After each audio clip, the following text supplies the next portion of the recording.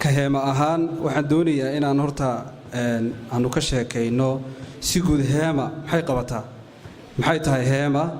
هما بوكس وشركة وطنية oo runtii dad aqoon-yahana oo reer Soomaaliland ay aasaasan iyaguna ay maal gashadeen runtii meeshan aynu kaga saarnay hay'adihii inta badan loo daba fadhiisan jiray waxyaalahan waxbarashada annagoo ka shalayna wasaaradda waxbarashada iyo sayniska runtii waxaynu hirgelinay oo aynu qornay ku dhawaad 96 buug oo primary iyo secondary 96 ka buug iyaga oo dhameystiran xafiisyadeenna yeelan runtii meel walba oo dugsi waxbarasho uu ku yaalana runtii waanu geynay buugtaasi way yeelan wasoo koobay insha Allah runtii maadaama fursadan haysano waxaan jecelahay caawa inaynu kaga faa'iideysano waxyaalaha aanu ka shaqeyno anoo taataabanaya waqtigana soo koobaya heema waxa kale oo ay sameysay roolka distributioniska ah oo tuulo walba iyo degmo walba intaanu soo taabanay maamulkii iyo macallinkii joogay buugtii runtii aanu geynay meel walba oo gobolka iyo Soomaaliland la saacanood ilaa iyo loo yaado maanta buugtii manhajka ee wasaaradda waxbarashada way yeelan waana laga heli karayaa runtii waa guul in ilmaheeni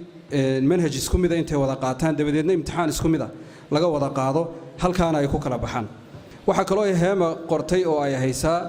buug aynu ugu talagalnay yaryarka ama caruurta si aynu uga qayb qaadano tayeynta iyo horumarinta waxbarashada oo runtii hoostay waxbarashadeeni ka dhimatay si aynu u soo dhisno hoostii waxaanu diyaarinay 720 buug oo KG buugisa oo aynu ugu talagalnay inay caruurta yaryar ka faa'iideystaan runtii waa diyaar iyagoo luqad carabiya iyo tarbiya islaamiya iyo ingiriisi bale xafiiskeena yeelan waxa inta inoo raaca inaynu qornay buug kale oo supplementary oo iyagana loogu talagalay in ardayda KG-yada ee hoose ay qaataan buugtaasi Dr. Bilal Philips ba editing ka ah xafiiskeena inoo yeelan waana 750 buug oo iyaguna diyaara oo tafaqiitiran runtii waalidka noo yimidna way arkeen waxaan ku darayaa inaynu iyana keenay buugta al-carabiya beenayeeday halkaas yeelan awal meelo kale ka iman jireen ama lacag fara badan baa la siisan jiray waan saraxsanaya raala ilaga hado marka buugtaasina way jiraan al-carabiya beenayeeday iyagoo kitaab macallimkii iyo kitaab daalibkii iyo mucjimka dictionary iyo kitaab xuruufkii inagoo wakiil u noqonay qoladii Sacuudiga al-carabiya beenayeeday xafiiskeena yeelan macalcaladihii bay leeyihiin si fududna waxa waynu uga iibinaynaa qofkii u baahan waxa inta raaca in buugtii khariijka lagu qaadanayay ee carabiga culimo badan kulay way noo timid waa arkeen iyana waynu haynaa waa diyaar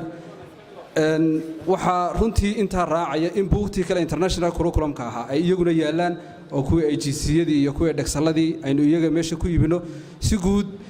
waxaanu ka shaqeynaa waa agab waxbarasho waxaanu anagu ka shaqeynaynaa oo aanu ka sheekeynaa runtii waa horumar iyo waxbarasho waa dareemi karaysaan magaalada iyo bilicda iyo xafiiska aynu ku soo kordhinay magaalada oo runtii xafiiska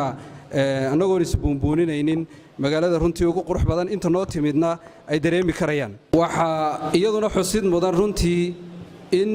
hadda wasaaradda waxbarashadu iyo saynisku ay ballan qaaday in buugta dugsiyada ee public ah loo iibiyo taasi runtii uu diyaarka inoogu yahay ma nihiin dad profitoona caawa arkaysaan xafladda quruxda badan leh waxaanu jeclaysanay inaanu dadkeenni maadaama waxbarashadii laga hadlayo wax ku celino iyadoon cidina inagu wehelinayn ayaa caawa waxa farxad noo ah inaynu qaybtii ugu weyneed ka qaadanay siduu barnaamijkaasi u qabsoomi lahaa runtii waa wax ilaahay loogu mahadiyo waxaad dareemaysaan inaanan xaysiisay fara badan iyo meelo fara badan aanan isdhigin maadaama waxaanu ka shaqeynaynaa tahay adeeg waxbarasho waxaanu jecelnahay qofkii u baahan inuu waxbarto inaanu u hayno wixii wax ku baran lahaa tayada waxbarashada kor loogu qaadi lahaa anoo hadalkayga soo koobaya runtii way mahadsan yihiin dadka ka qayb qaatay in la gaarsiiyo iskuulada khaasatan dadka bulshada ah ee intay isku yimaadaan ka tashada meelihii deegaanadii ka yimaadeen inay u iibiyaan buugtii waxbarashada ee dugsiyada runtii dadkaasi gaar aan ugu mahadinaya waxa ugu horeeya runtii gudoomiye jeeke oo meelaha qaar inta uu iibiyo dhowr iyo 10,000 oo buug wasaaradda isagoo metelaya in deegaanada xeebaha ku teedsan oo dhan sanadkii ugu dambeeyay la geeyay waxaan rajaynaynaa insha Allah inaan fursad kale oo aan ku faahfaahino heli doono waqtigu igu soo koobay waxay ahayd inaan xagga dambe ka qaadano oo wax fara badan runtii aan faahfaahino dadkana aanu isbarno waxa laga yaabaa in heeba buukisun meelaha lagu arko laakiin waxaanu jecelnahay si dhiibliya inaan u galno waxyaalaha aanu hayno iyo waxyaalaha aanu ka shaqeyno haddii taa la fahmo dadku waxay fahmayaan waxa uu business runtii u abuuran yahay intaas baan ku soo koobi lahaa. Assalaamu calaykum wa rahmatullahi wa barakatuh.